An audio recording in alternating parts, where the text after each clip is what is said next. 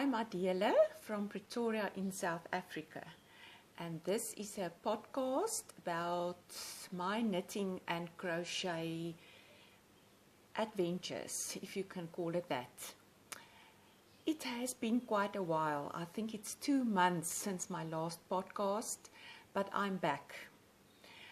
I think that there's a lot of reasons, or I can give a lot of reasons why I didn't podcast.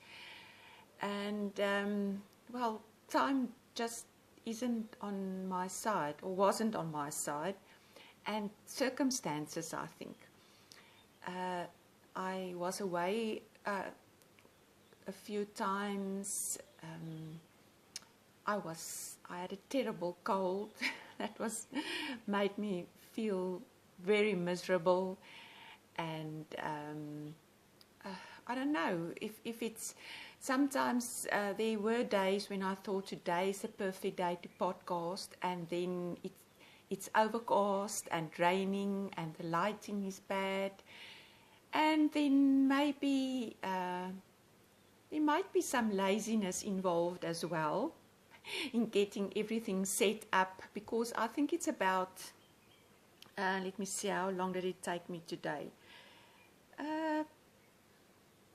More than an hour, I think, to get ready for this podcast. And, well, there's lots of days when I'm at home and then I don't do much about or make much trouble with my makeup and hair and everything. So, and I'm a bit self-conscious. I don't think this podcasting will ever be easy for me, because I'm very self-conscious and shy, really. I know some of you might not believe it, but that's true. So, well, that's life. But let's get on with it. Today is a lovely day. It's already summer here. It's quite warm. I've got the aircon on so that because I have to close the windows to keep out all the noises in the streets and in the neighborhood. So it helps a lot if I can put the aircon on. And the sun is shining, the lightning, I hope the lightning is not too bad. So, and I've got quite a few things to show. I don't think I'll be able to show everything, but I'm going to try and show as much as possible. So for a start, one or two things that I finished. What you have seen, or what I will try to put in at the beginning of the podcast, is 2 or 3 baby things I finished that I haven't got anymore. That's all ready and waiting in the neat little cupboard. That's all set up, and everything is ready for the little baby that's coming in our family. So the 2 little cardigans I made, I crocheted one and I knitted one, and I crocheted a little baby blanket that I used a neat ripple pattern from Attic 24, and everything is on my Instagram page. So that is all ready in a little cupboard in my son and daughter-in-law's house, waiting for the arrival. So I can't show you those, but I will show you what I've got that I've finished. The one thing that you've seen a few times is this giant square that I crocheted, all with various, mostly one-of-a-kind yarns. I used bamboo, cotton, merino, various thicknesses from, say, a 4-ply to a lace weight, and I used 2 strands held together at all times. I made a short video a few months back where I showed the stash I'm using, and more or less how I use the yarns to crochet this blanket. So it's just a square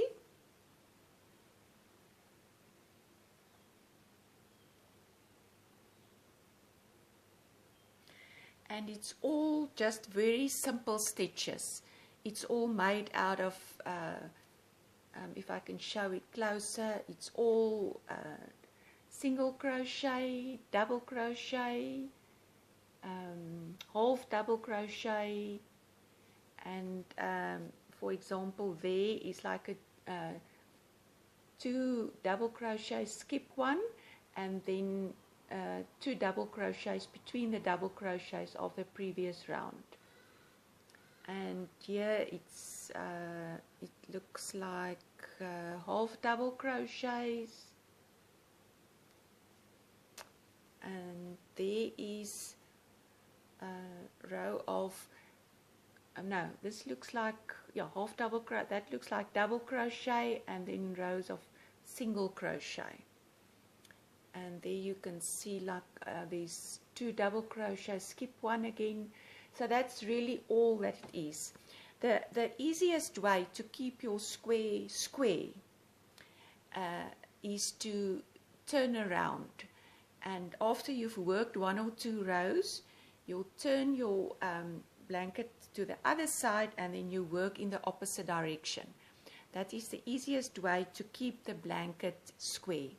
Otherwise it seems to turn, the whole blanket seems to turn, and it's got something to do with the way that the corners are made. Even if you skip the first stitch, I've tried everything, and nothing works as well as just turning every row or round, or every second round, and just go in the opposite direction. So there's no, I didn't do more than 2 rows of, I think 1 combination of colors, and that helps so that you don't have big blotches of variegated pooling, and the fact that I'm using 2 strands held together also help with that there's no very a lot of pulling happening on the blanket. I don't like broad pieces of variegated yarn in one variegated, because you always get some pulling. If how you can prevent that is by changing the stitch lengths that you are using. Say for instance, do 1 row of single crochet and 1 row of double crochet, for example, then you break that pooling completely. But if you do, say, 4 or 5 rounds of the same variegated yarn in double crochet, you will definitely get blotches of pooling, and that is prevented by changing your stitch lengths, or just doing 1 or 2 rounds and then do, say for example, a more semi-solid color together with a variegated. Then it's then you don't see that. I really enjoy doing this, and the feeling of the combination of using bamboo and cotton and merino in one blanket is amazing. It feels amazing. I don't know, it's just, I think it's a perfect blanket for our weather as well, because it's not a very heavy merino wool blanket, although I love making merino wool blankets, like the one behind me. That's the Spicier for Life. That's all done in one-of-a-kind yarns, double knit merino. I love the feeling of that blanket as well, but I think for if it's just a cool rainy day in summer, this kind of throw will be perfect to use. I will definitely make more of them. I've still got a lot of yarns left. I think I've got enough for another blanket like this. What I would like to do is just maybe a plain simple granny square blanket, just with 1 strand, not like 2 strands held together like I did here to make a double knit. Just 1 strand of, say, like a 4-ply sport weight kind of thickness yarn, and also mix the bamboo and the merino and the cotton. So that is that blanket. It's all finished and I just love it. I wasn't planning on stopping, but when I did this this round, the last rounds, that's only single crochet. The combination of those two, I loved it so much, and it just looked like the perfect edging. And the blanket was getting a bit big, and how can I explain it? When a giant square tends to be heavy on my hands when it's getting too big, and then my left hand start getting tired and sore if the blanket is too heavy. I don't know how it works, but that's what's happening. So I thought it's a perfect color and the perfect combination just to end it. So it's very, very plain and simple. I like plain and simple borders for a plain double crochet and single crochet blanket. I think you don't need fancy borders for or edges for a blanket that you want the yarns to be the focus and not the stitches. So that's that one. And then what you can see here is my Federa shawl. That's a brioche pattern. The designer is Katrin Schubert. I will, like always, put the names of the pattern and the designer in the down below the video. I'm a bit lazy to go and fetch all the links and put the links in, but it's quite easy to just put the pattern name and the designer and say Ravelry in your Google search bar and you will find it immediately. I had this lovely yarns and I wanted to do something with it. Let me just get it off here if I can manage that. Tangled up here.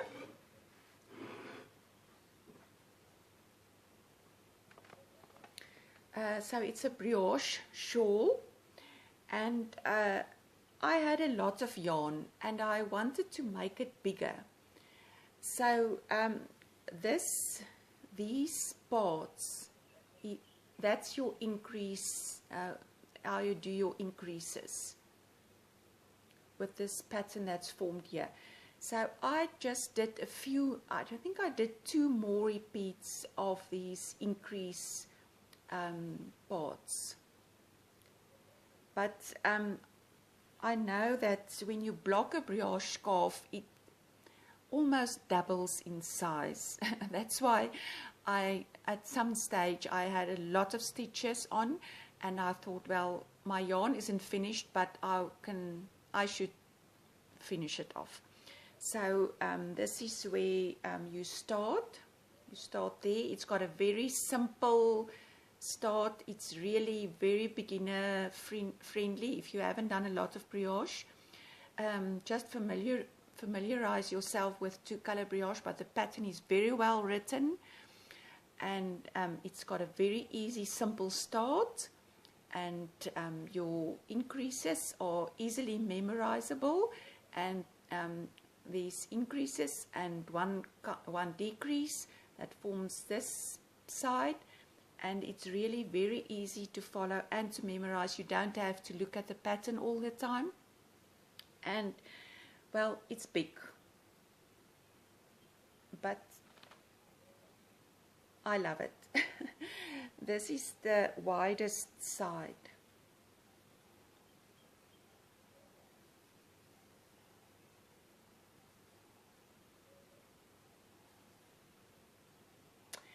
And it's got the edging is a I-cord edging. You can do it once or twice, or you can do a triple I-cord edging. I managed to do 2, and then I thought, well, I think that's enough. So I did one in the light color and one in the dark color. She gives you instructions in the pattern if you want to do a third I-cord again. but as you know, I-cord etchings takes quite a long time, and well, I managed to do 2. I'm happy with it. That's the thing about using merino singles. I used, the light color is from Wishbone yarn, and the dark color is from One of a Kind yarns, and it's a yarn cake that changes color inside the cake. So it's not one color, it changes color, as you can see. It's merino singles, and merino singles do tend to make a little bit of fluff, but I don't mind. I still like it. I like the feeling of the stitch and the yarn combination, and I think I might wear it. I thought it's going to be thick, but after blocking, it really did open quite a lot. I didn't even pin it. I just soaked it and laid it flat on a table to dry. I really didn't pin it. It's not necessary. It's, the only time I would pin a shawl is when it's a lace pattern and you really want it to open up a lot. Then you might pin it. But if it's wet and you lie it flat and open it up nicely, there's really no reason to use lots, stand there for hours and pin it. It's, the only when it's necessary is when you've got like a picot edging and you want those picots to open up, then definitely you have to pin it. And in our South African sun at the moment, it takes about an hour for a shawl like this to dry. And it's so cozy and I love it. I would really recommend this pattern if you haven't done a lot of brioche and you want to practice your brioche, because you will, after the shawl, you will definitely know how to do brioche and you will know how to do increases and a decrease, and you will never forget it again after that. So that's my Federa shawl. I will just cover my little dolly again, that she's not quite so naked, and it's beautiful. I'm very, very happy with it. Okay, and then there's just one other thing I want to show you. In my last podcast, what I didn't say is, I think this is podcast number 9, and today is the 19th of October. I will try and upload this video tonight or tomorrow. It's easier to do it overnight. I don't know why, because it does take it takes hours. And if I upload a video, we can't use the internet for anything else. So it's better to do it overnight. So there's that I forgot to say in the beginning. I showed you my Skapie thing in my previous podcast. I finished that quite a while back.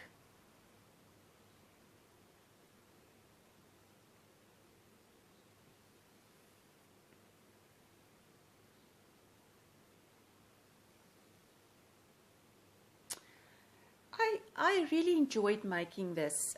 As I said in my previous podcast, I used 2 strands of merino lace, and for the pop colors I used 1 strand of merino lace and a strand of mohair, and I think that worked out just perfectly.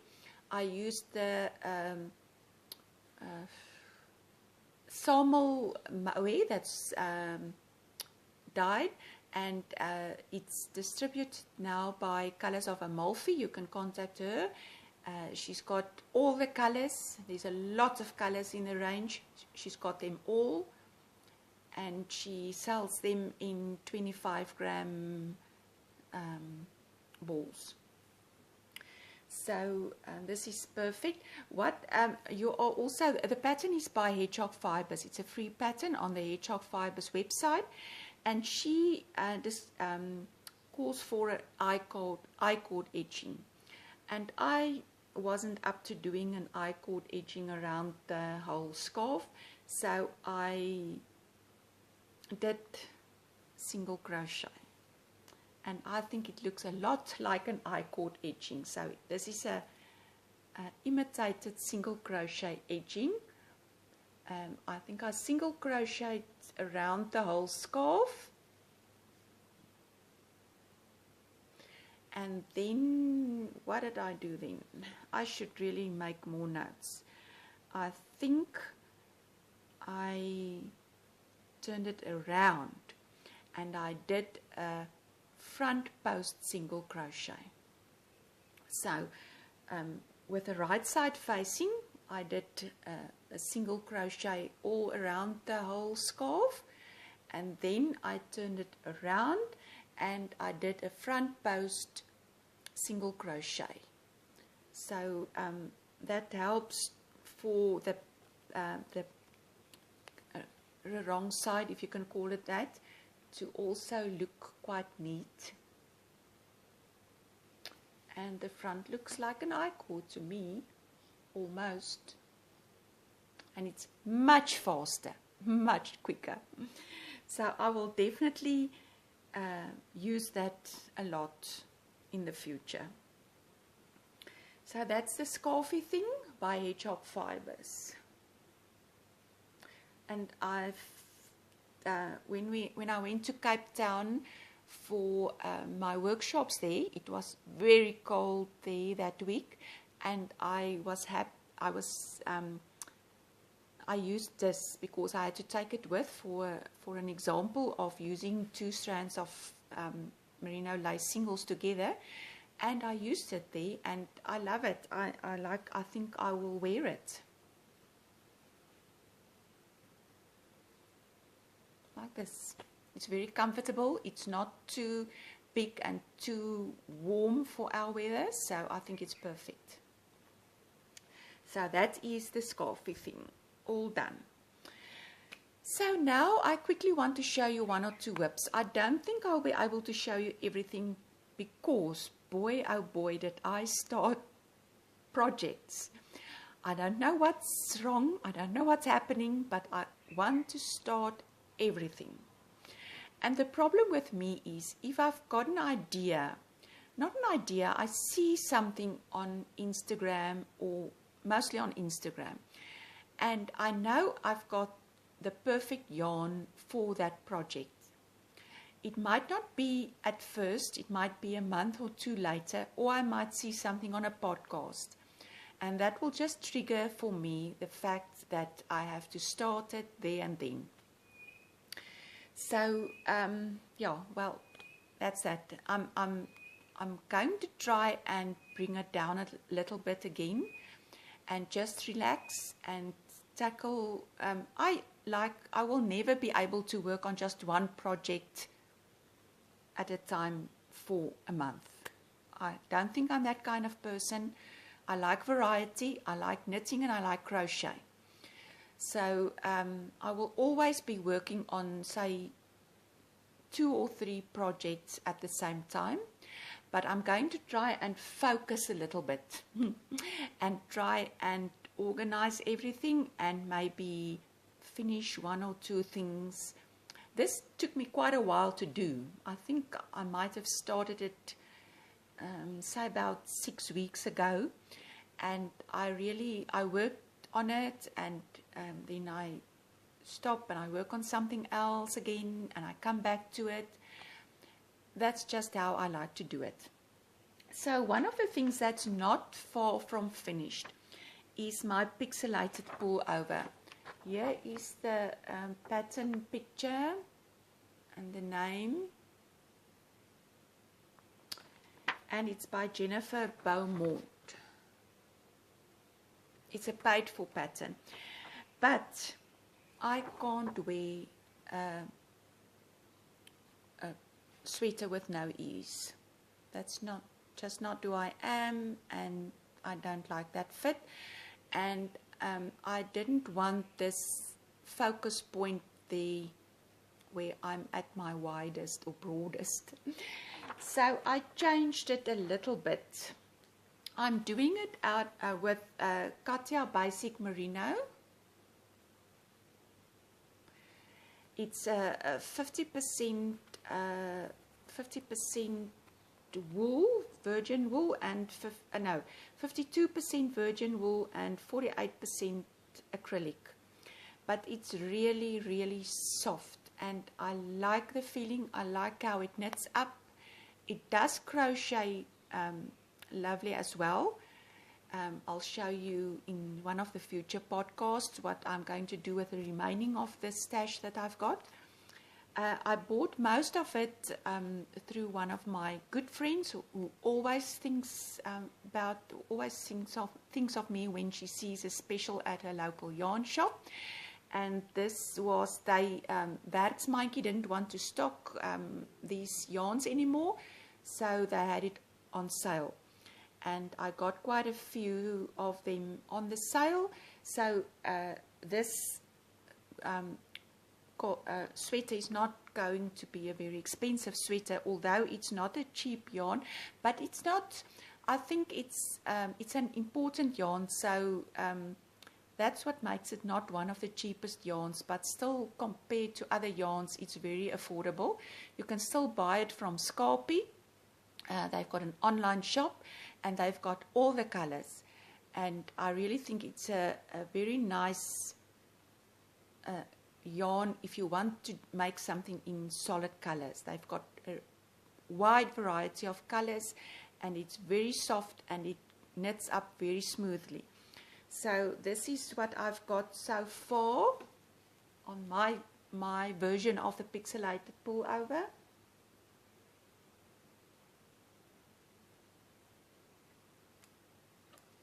I've got one sleeve done.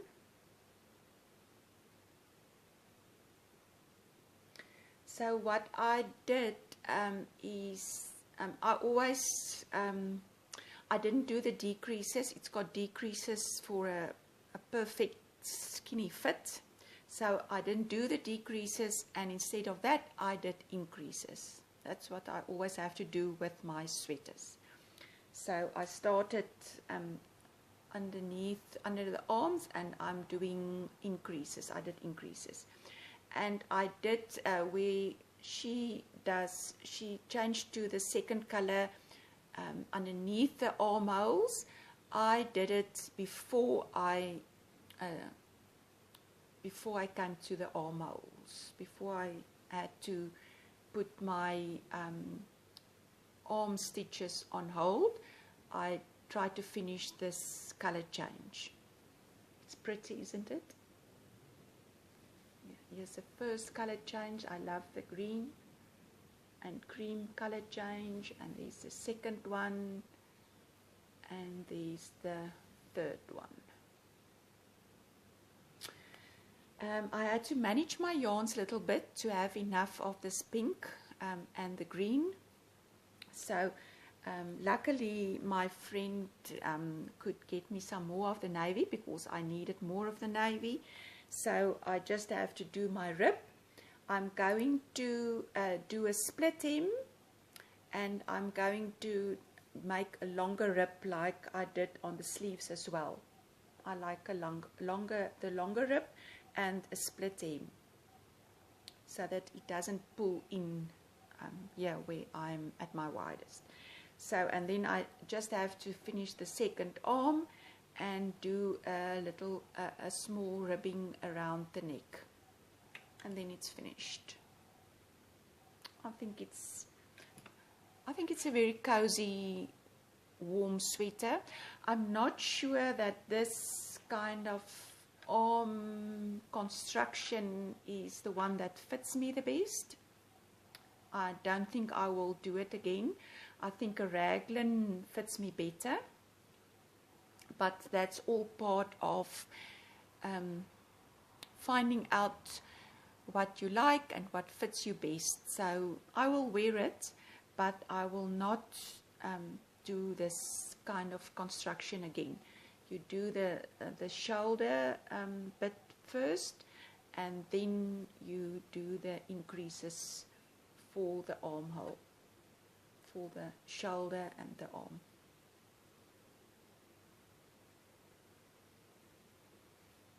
and I don't think it's pretty, and it's very neat. And maybe once it is washed and blocked, it will be more comfortable, but I really do like to be very comfortable at all times. I don't like anything that's, I don't know. I just like being comfortable at all times.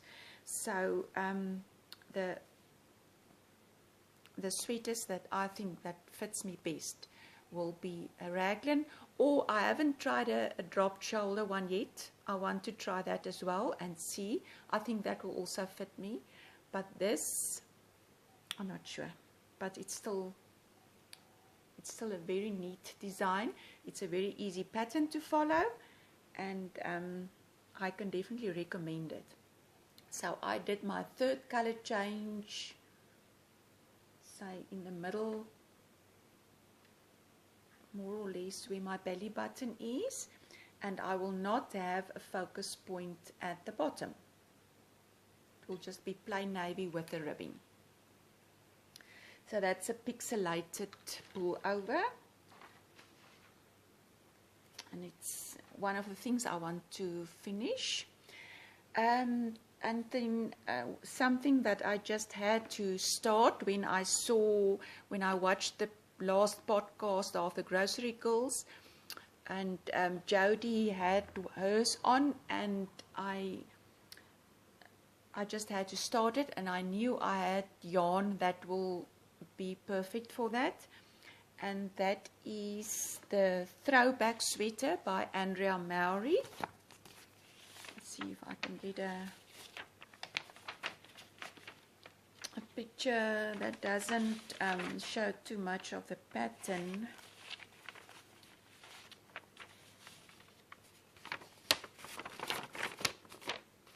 And you can see it. I think you have all seen it. It's a very popular pattern, and all Andrea's patterns are very well known and popular. So it's an open cardigan, and you knit it flat in one piece. So the problem is then the color work. So here's mine so far.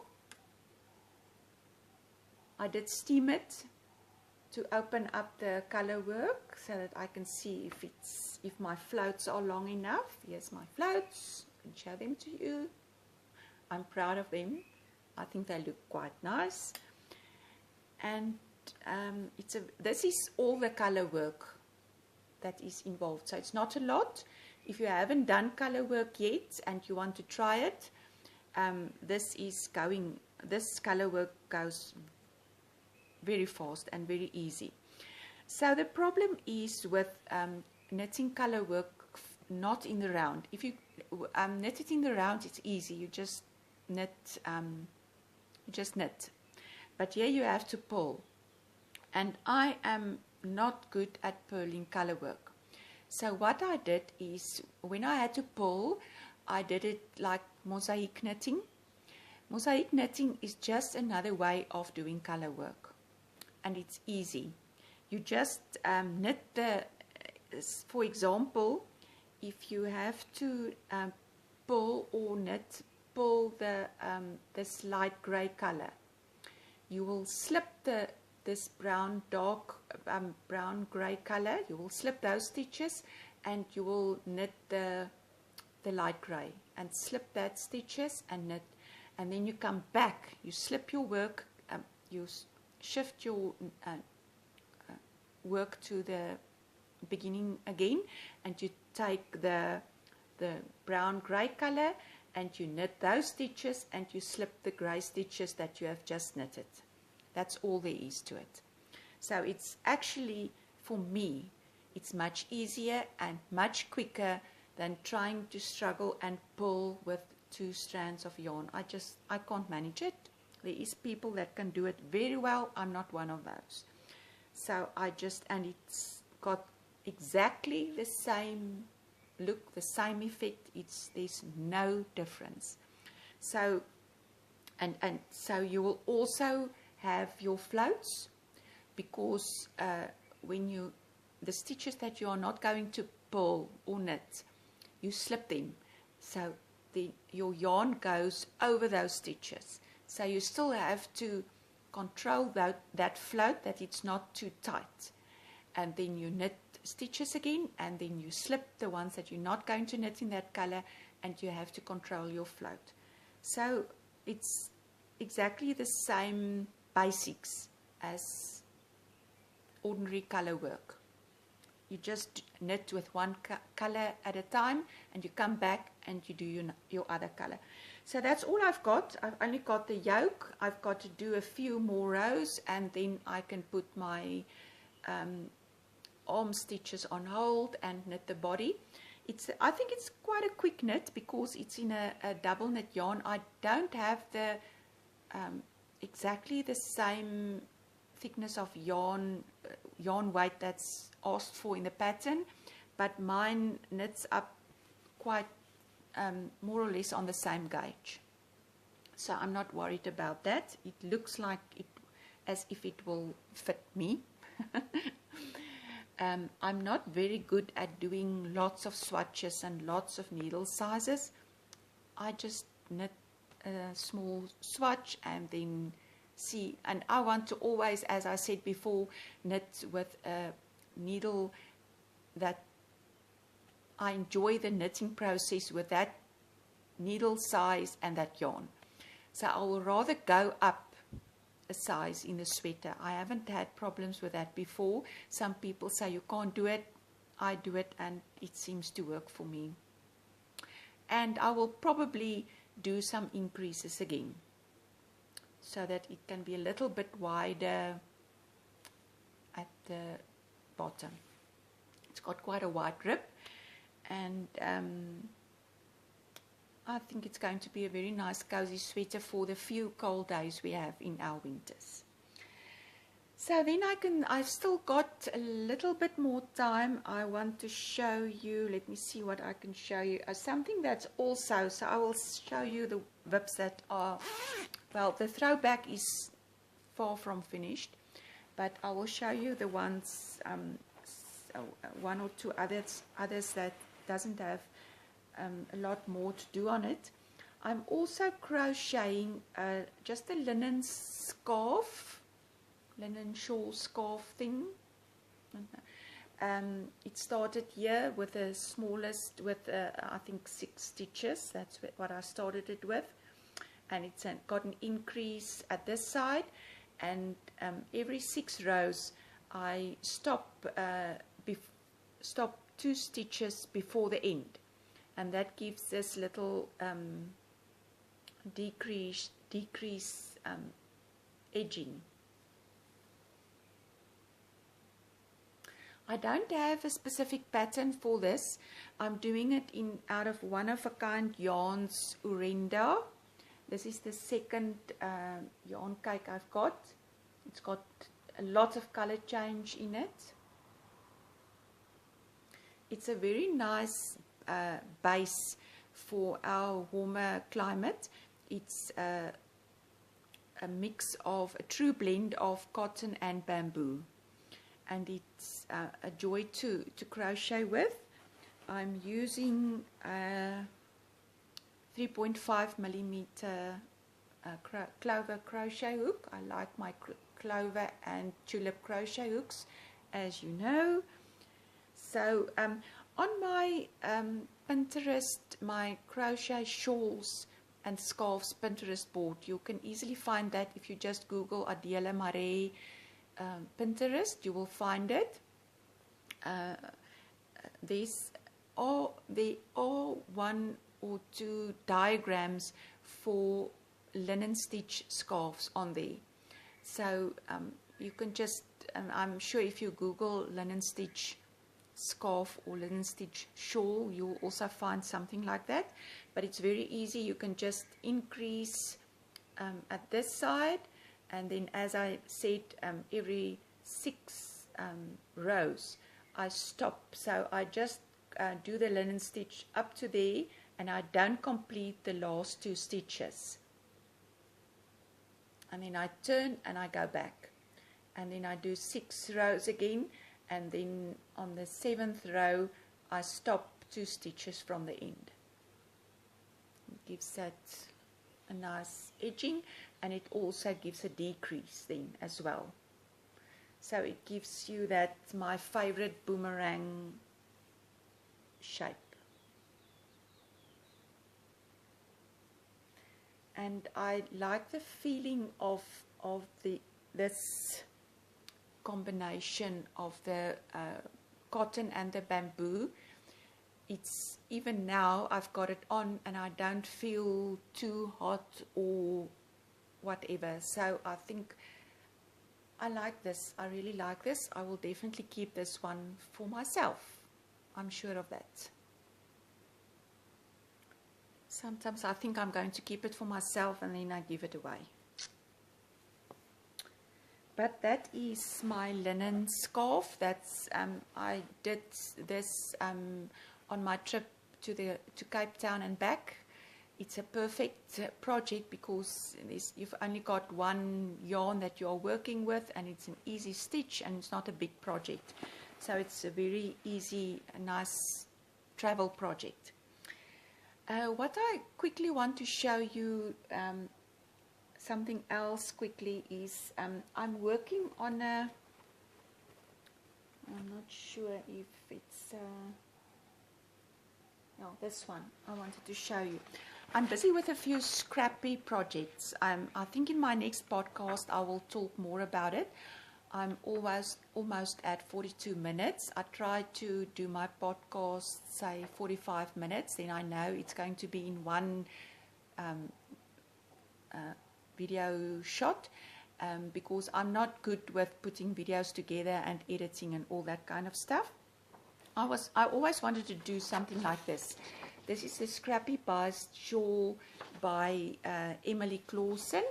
It's a free pattern on Ravelry, and it's specifically for using up all your little scraps of fingering weight yarn.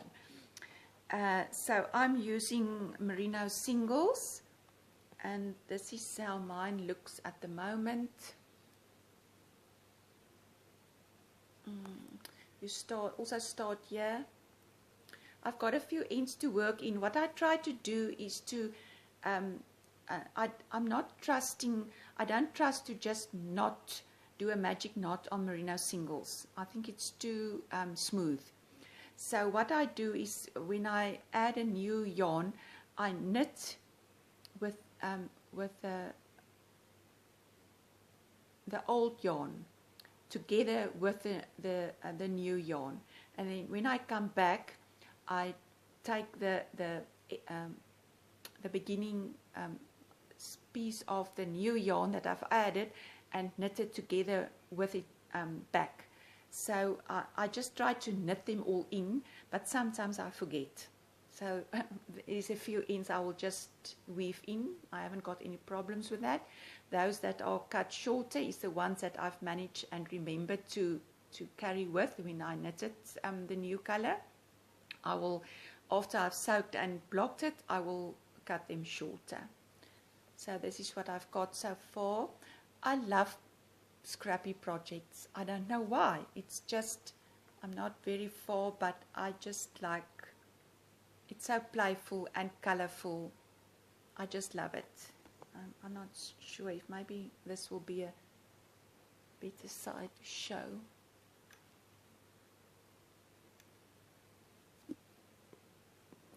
So I've really got very small little, I'm using all my smallest little pieces of the merino singles that I've got first, and then I will just add more as I have them. So if these are all finished, the scarf will just lie waiting for some more little singles, merino single scraps. Here's a bigger one that I will use later. Most of them, a lot of them are from Miss Lamotte. I love her merino singles, they're very pretty.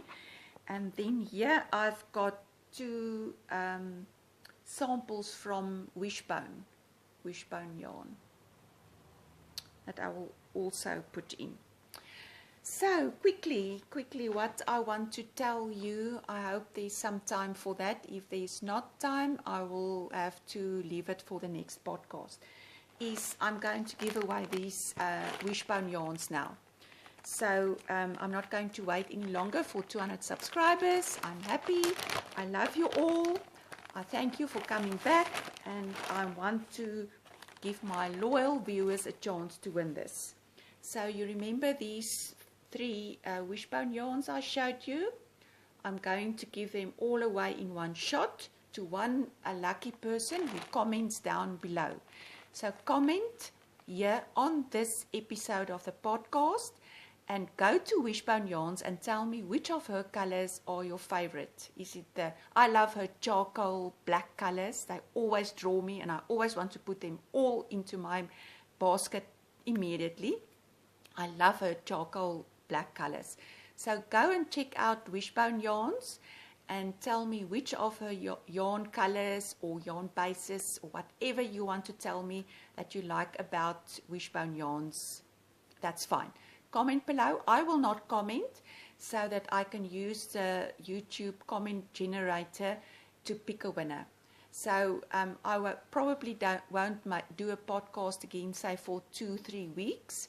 So you will have at least 2 weeks to comment below and tell me which of her yarns. It's open worldwide. I will send it to anybody. So the person, I will pick a winner, and that person that is picked by the random generator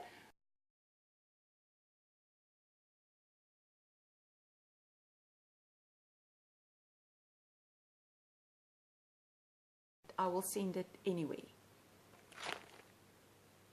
So thank you very much for watching, and I hope you have a lovely day and a lovely weekend, and I will see you again. If you haven't subscribed yet, please subscribe, and I will see you next time. Bye.